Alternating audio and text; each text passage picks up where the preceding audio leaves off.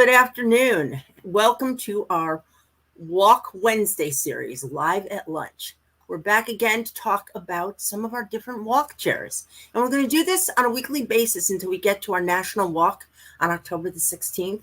But Karen Jordan came to me and said, we know who our walk chairs are, but do we know anything about them really personally? Do we know about them? We meet on a weekly basis and we go over the business of putting together a walk, from logistics to development. But do we get to know the personal side of whoever has decided to be our walk chair and see what motivates them and why do they do it? And I'm so grateful to Karen for doing this. But first, my name is Terry Iman. I am the president and CEO at the Lupus Foundation of America, Georgia chapter. I am absolutely the luckiest woman alive to be able to serve this community and people living with lupus. It is just, you all are just amazing. You've been amazing, resilient, generous of your time and talents during this time of COVID. And we wouldn't be still standing without all of you. So we appreciate everything that you all do. At this time, I would like to introduce one of these people who has kept us standing. And this is Karen Jordan. Karen Jordan is one of the team captains for our largest Atlanta walk team, 50 Shades of Awesome. They're aiming to hit $100,000 this year as a cumulative goal for all the years since they've been walking. And Karen, when did you start? In 2013? Yes, ma'am. That was the first year that you all walked. And you walked in memory of your friend. Yes, Lisa Singaphone. We unfortunately lost her to lupus. And that's an unfortunate thing for anyone, to lose a friend and a loved one, a family member to lupus. And this is why we do this, because we don't want to have anyone else suffer through the things that we go through. Definitely our lupus warriors, right? They have the biggest fight there is, but anyone who loves or cares about them also has something to deal with. So we all come together and do this walk and all of the incredible things that the Lupus Foundation does, and organizing, fundraising and advocacy, so that we can hopefully one day bring an end to lupus and find a cure, and definitely along the way, give them as much support as we possibly can. So there's so many incredible people that are doing so many incredible things. And Terry, you call yourself lucky. We definitely consider ourselves lucky to have you as a leader in organizing and bringing all these things together in the Georgia chapter, because you guys do some incredible things out there in the community directly for the lupus warriors, as well as those who support the lupus warriors, and then all of the professional individuals that come together for research and support.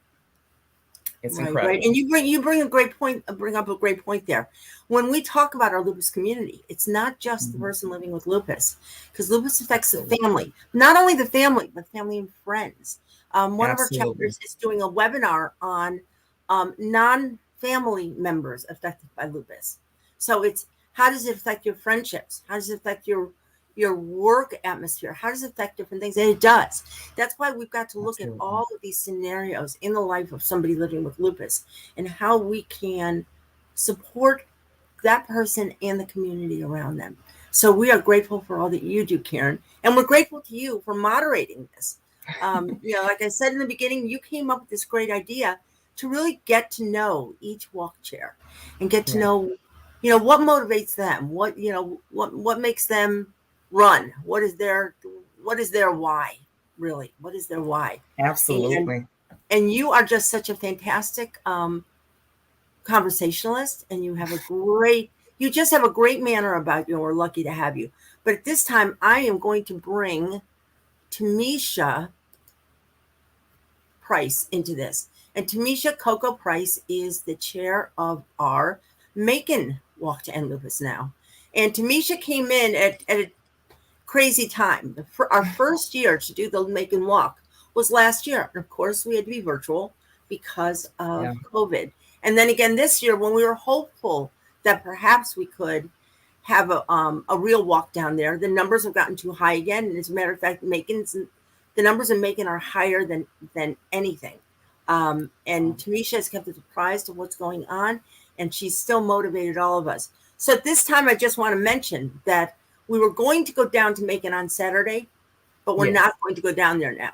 And we're not going down there because there's a threat of a tropical storm down there. And we saw last year what happened with the way the whole park flooded. And the numbers in Macon are just really high right now. So we're just going to be careful, and we'll keep you all posted on what we're going to do. But we're not going to be in Macon on Saturday, and we wanted to let everybody know that. But please take a look at our website and see, when we're going to be in Columbus, which is the 25th, Augusta, October 9th, and Atlanta, October 10th. And if anybody from Macon wants to come and pick up their stuff at one of those walks, they're more than welcome to do that. One of those drive-throughs, they're more than welcome to do that. Or we'd be happy to mail your prizes to you. So the main thing we wanted to emphasize is that keep fundraising until October 16th. That's the walk day. These drive-throughs are just an opportunity to pick up your items, pick them up, take them home, and plan your walk. Who are you going to walk with? Where are you going to walk? What are you going to wear? Put your yard sign out. Get some balloons going. Really, let's make it a day. Let's make October 16th really a day. So I'm going to stop my rambling here, and I'm going to let Karen take over here, and I'm going to leave the screen here. So you two have a wonderful talk. I appreciate it. Thank you so much, Terry. And walkers, introducing Miss Timishea Price, and she is definitely most lovingly known as Coco Price. How are you doing today? I'm doing fine. How are you doing? I am doing well. Thank you so much for joining us today. And of course, the objective is to just get to know you better.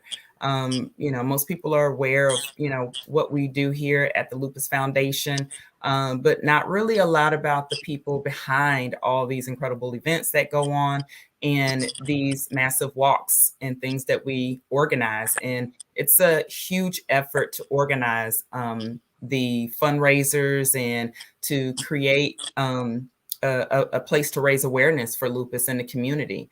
So I just wanted to, hopefully let people get to know much more about the actual person that sits behind the title of Macon Walk Chair. So first, I have to say, have you always lived in the Macon area? Is that your hometown? No, I'm actually from Miami, Florida. Oh, awesome. When did you move up to Georgia? I moved to Georgia 15 years ago and settled in Macon for a while. And I stayed in Macon for 14 years before moving out to Reynolds, Georgia. Okay. That is awesome. Well, with so many years in a city, you definitely get to know it and know the people and can call it home, right?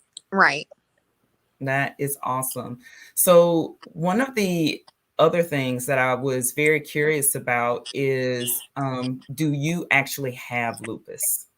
Yes, I have systemic lupus, and I was diagnosed 14 years ago.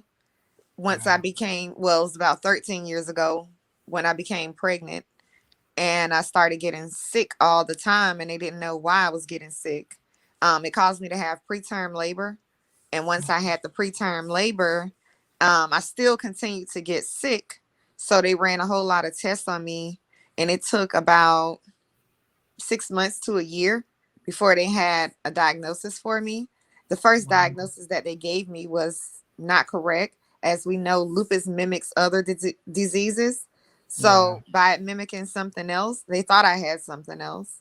And for about a year, I was living thinking that I had sarcoidosis. And later on, they started doing more biopsies and found out that it was lupus after me swelling for about 6 months. Wow, that's incredible. And that's definitely something to point out when we talk about awareness, is that so many people, it takes such a long time to figure out that it's lupus because of exactly what you said. These symptoms have, they look like they might be something else. And so many people go through misdiagnosis as they go on their trek to try and figure out what's going on. So a year's time, though, that is a really long time for the individual that's going through it and not really knowing what's going on. Right. That's definitely below the average of 6 years to diagnosis for the average person living with lupus. Right. 6 years. That's just way too long. Yeah, you can be dead before 6 years without even knowing. Hey, I was sick and I had this condition, and nobody, said anything. Right. But you have doctors that don't actually believe when you tell them, "Hey, this is what's hurting me," and they Right. automatically think that, "Hey, well, it can be such and such," but never going through all the tests and the process of knowing actually what it is. So they want to take the shortcut route Right. opposed to finding out what's really wrong with you. Yeah, it is definitely in the area of chronic illness. That is definitely a resounding sentiment that you get from people, that it's a fight, not just with the condition or the disease that you're dealing with, but also with, you know, trying to get the right answer, not Right. just that you get some answer, but the right answer. So I can definitely understand that. It's really, really incredible. 13 years and living with it, you look amazing and you're doing Thank you. some, amazing things. Now, this is your second year being in the walk chair, correct? Yes. And how has that gone? I mean, it's, the With- world's kind of crazy, Yeah. right in the last 2 years. So how have you been able to manage that? Well, the first year, we had planned for a big walk in the park, Mhm. and COVID hit. Yeah. So once COVID hit, we had to basically pivot off to the drive-through and Right. trying to keep people safe. And now we have year two, and COVID is still here, and the numbers are rising and rising on top of having a tropical storm that's coming in the area. Right. Yeah, But we're that's the still weather. trying to basically get the community involved as far as the sponsors, as far as the donations to go towards the research of lupus. So Absolutely. doing our best to basically raise the funds to bring awareness and also to educate the community on what the disease is really about and what the disease Yeah. is, and also bringing doctors to the area because there's only two rheumatologists in Macon and for the whole Wow. middle Georgia area. So they're basically stretched to the limits. And Right. sometimes you don't even get to see a doctor that actually specializes in lupus, although they have like the trauma units and stuff like that, but there's still no specialists that specialize specifically in lupus. So when you're telling the emergency room, this is what hurts, I'm having this chronic pain, they can't help you because they don't know how to help you. That is huge. I know that Georgia in general, and on the political side is definitely working. They have incentives for doctors to come into the more suburban and rural areas of Georgia to make sure that there is enough providers to take Right. care of people. That's a very, very, very huge problem, and it's definitely something that I know the foundation has been focused on and trying to get as much help for the lupus community as possible. And, this is a prime example. Macon is definitely smaller than Atlanta, but it is not a tiny town. Right. With the outlying areas, that's definitely not enough. And considering two rheumatologists, and lupus is just one rheumatic condition that they focus on. There's so many more that I can't even imagine. So hopefully that is something that we can focus on in the future to maybe encourage more doctors to move into that community to help the people. Right. So I definitely look forward to that. I'm going to keep my eye on that one for sure. So being in the walk chair for the last 2 years, I'm imagining that's not your first time getting involved with the Lupus Foundation. What originally, I mean, understanding that you've had it for 13 years, how did you come into the fold with the Lupus Foundation? I think about 2015. Mhm.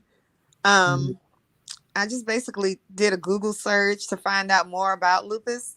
And I came across the Georgia Lupus Foundation, and I seen that they had walks and charity events and things like that. So I was like, well, I need to get a part to become a part of these things, Right. because I am living with lupus. So I need to learn more about it, get involved with more people that's just like me, that deals with a lot of the same symptoms as me. So Right. I found out when they had their walk, and I started walking as a single walker first. Yeah. And then the next year I formed a team. And 2017, I seen that they had a t-shirt contest. So I decided that I'll uh, take my chances and do a design. And I came in second place. I did it the night before it was due and turned it in. And hey, I came in second place. So I must be did something. That's awesome. So you came in second place in for the entire state, for all of the teams and individuals that were able to enter into this contest. Yes. That's pretty awesome. That is pretty awesome. I love that. And that's another thing. The Lupus Foundation does so many different things to get people involved and to try to bring some fun, if you will, to something that is that can be so heavy for a lot of people.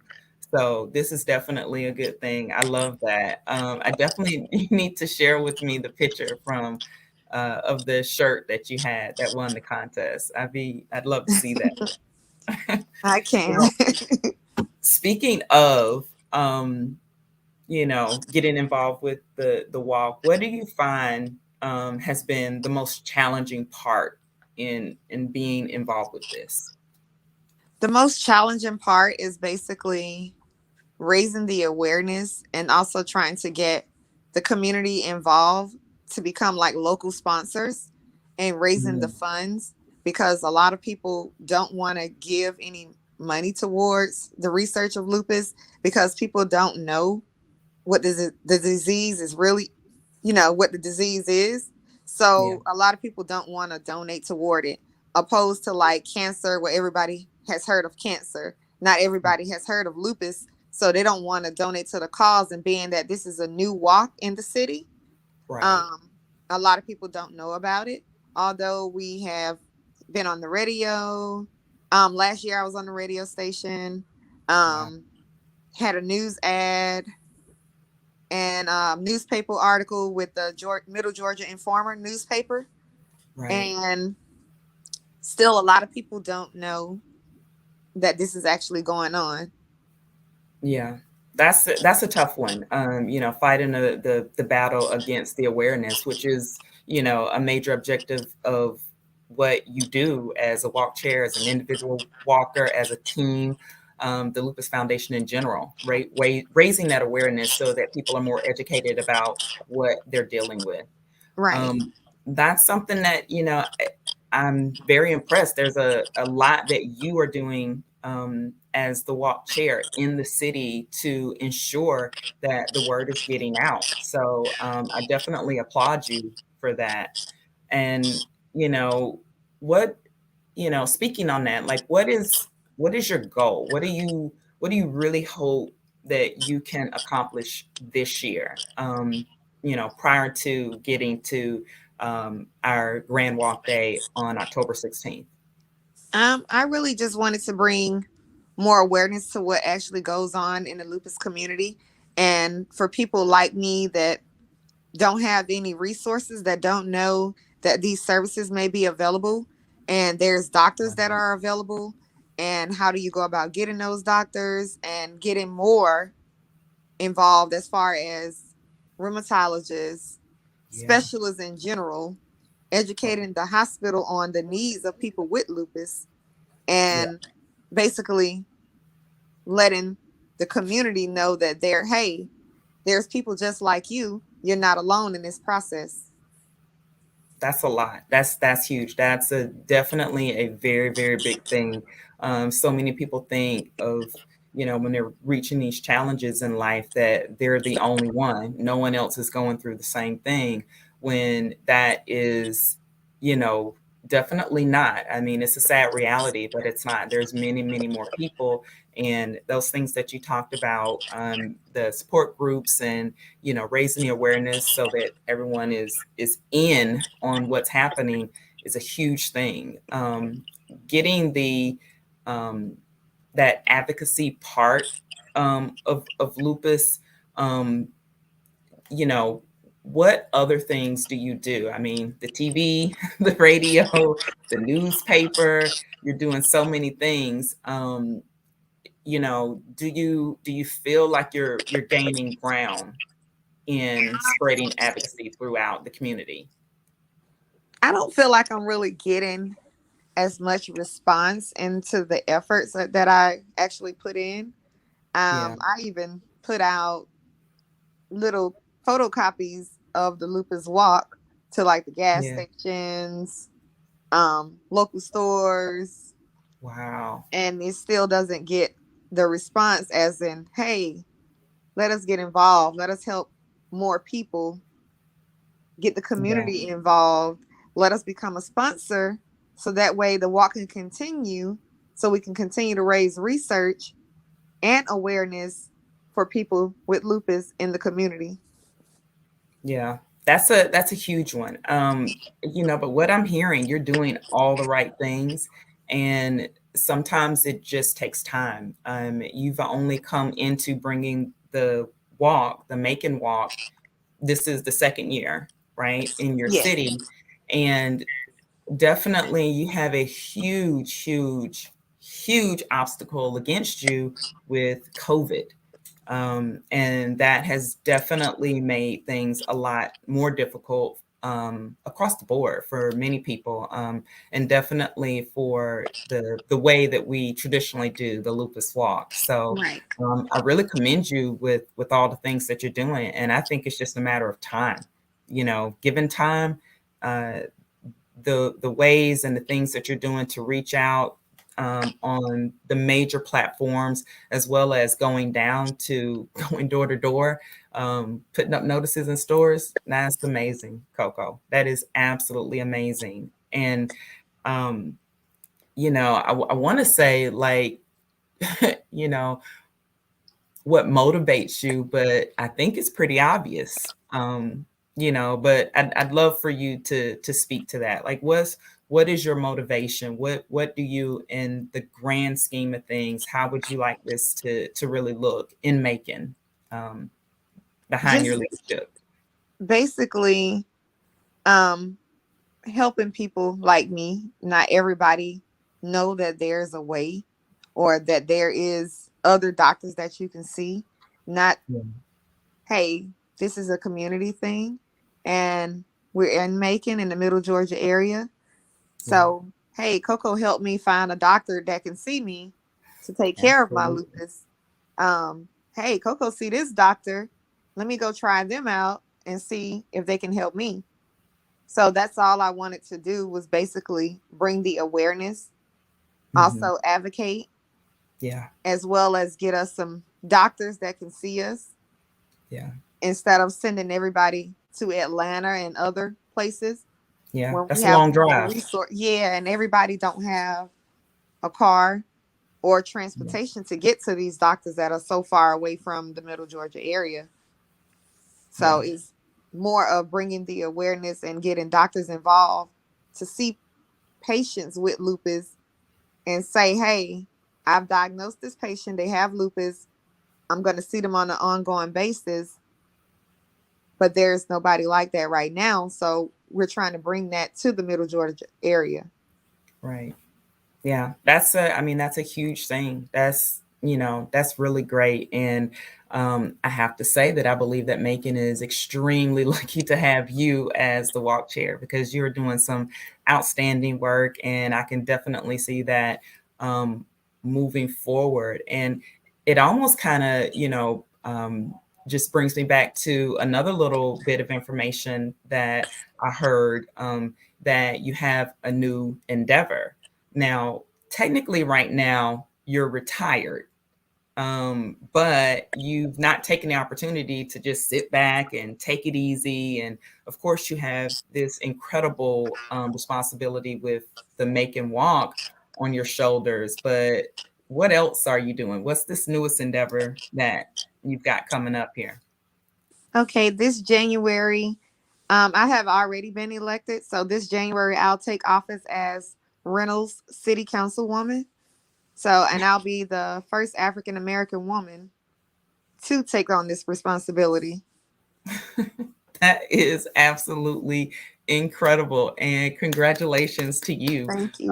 Trailblazing, history making, advocacy pushing. You are doing everything that you can, everything that is in your will and your power to do. You are absolutely doing it. So you take office this coming January 2022. Yes. And do they have like an inauguration or something like that before you take your Yes, we seat? get sworn in, and actually in Atlanta, Georgia. They take us to Atlanta to be sworn in. I guess with the governor and everybody else. That is absolutely amazing. I am so excited for you. You take a whole career and retire and then come back and you are serving the city that you live in. You are raising awareness for an incredibly devastating condition, lupus, raising awareness so that everyone can live better. You definitely could not ask for more than that from a single individual. So I have another question for you. Someone who might be considering joining the Macon Walk, what would you tell them? Someone who may is just finding out about lupus, what would you tell them? I would tell them they can basically sign up on the Georgia Lupus Foundation of America and Yeah. research their local walks and select the city that best fits them Yeah. and become a part. Yeah, that's huge. That is absolutely huge. So there's service and advocacy, responsibility, and definitely a huge drive to serve others. That is who Miss Coco Price is. She is in service and uh, incredibly passionate about making sure to raise awareness about lupus. You know, I look at what happens with these walks, and I was definitely curious who are these individuals? Are they hired to do this work? And the answer is no. There is no hiring. It takes an incredibly large heart to do this job, and hearing all of the other things that you are doing, I'm absolutely blown away, and definitely, I'm ingratiated to you for the service that you provide to everyone around you. It's absolutely amazing. So I just want to give you an opportunity. Is there anything else that you would like to share with our walkers about yourself? Um, Basically, I'm here to support anyone that wants to be supported as far as in the lupus community. I'm always available. You can send Absolutely. me a message or you can definitely become involved. Mhm. We will be starting back up the support group for Macon, and Awesome. we'll go from there. As soon as we know more with the COVID details, we can Yeah. definitely get things back started and being outside and coming together. And Yeah. Being a community, right? yes. Unity in a community, that's definitely what we need. Lots more love and big hearts like yours. And it's, very, very sad that we won't be able to get back to the style that we so much know and love with how we conduct things with, the support groups and with the walks, the drive through this year. But please remember that if you are planning on attending the Macon drive-through, that you can still have your um, your walk stuff sent to you. Any of the marketing materials that you need can be mailed to you. You're definitely welcome to pick them up. But, in the safety of everybody with the weather, not to mention the underlying issue of COVID, it's going to be canceled for Saturday. But we still want everyone to sign up. We want you to raise funds. We want you to raise the awareness and advocate for the lupus warriors. There are so many that are suffering and living with lupus, and they need us. They need our big hearts, and they need our support and help. So I am very, very, very, very, very grateful to have spent this time with you, Coco, and learned so much about who you are and what you do and why you do it. Your why is very, very huge, and we absolutely love you. Ladies and gentlemen, that is our show for today. Thank you. Thank you. See you guys later.